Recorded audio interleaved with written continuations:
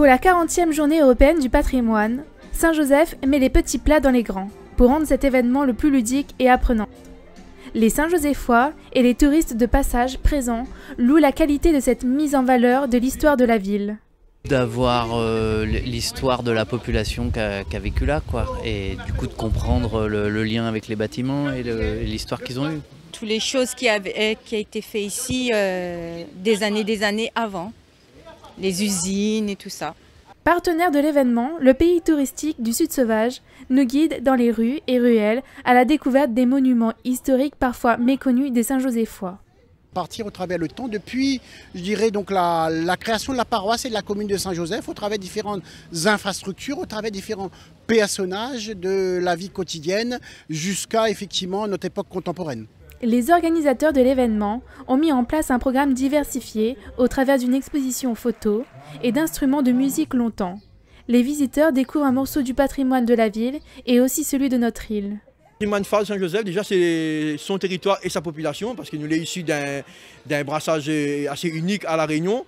Et aujourd'hui, nous allons mettre en avant cette spécificité locale autour de la dégustation des produits du terroir et aussi dans des expositions, des photos du Saint-Joseph longtemps, des belles bâtisses créoles qu'on avait, l'église, la mairie coloniale, et tout ce que nous avons pu avoir. C'est au son de la fanfare de la ville que les majorettes mettent en avant l'implication des associations dans la vie cultuelle et culturelle et de l'engagement des services communaux qui les accompagnent.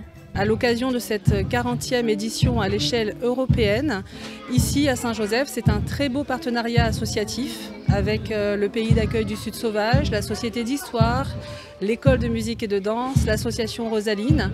La municipalité profite de cette journée pour amener la population à s'approprier son histoire et mener une réflexion afin que l'héritage laissé par ceux qui nous ont précédés ne tombe pas dans l'oubli. Moi, j'ai toujours eu peur que ce soit un peu en nature morte, que les choses sortent en quelque sorte et les gens viennent en quelque sorte faire revivre, je dirais, redonner une âme et je dirais un esprit à ces images, à ces souvenirs qu'un certain nombre de personnes ont gardés. Je pense que c'est important parce qu'on est aujourd'hui, on peut être sur le patrimoine végétal, on peut être sur le patrimoine culturel et là aujourd'hui on a un mélange d'un certain nombre de choses qui se font. Je pense que c'est très bien. Il est important que le patrimoine de la ville, la plus australe du territoire européen, fête dignement cet événement, afin que son histoire ne reste pas dans les musées, mais à la portée de tous.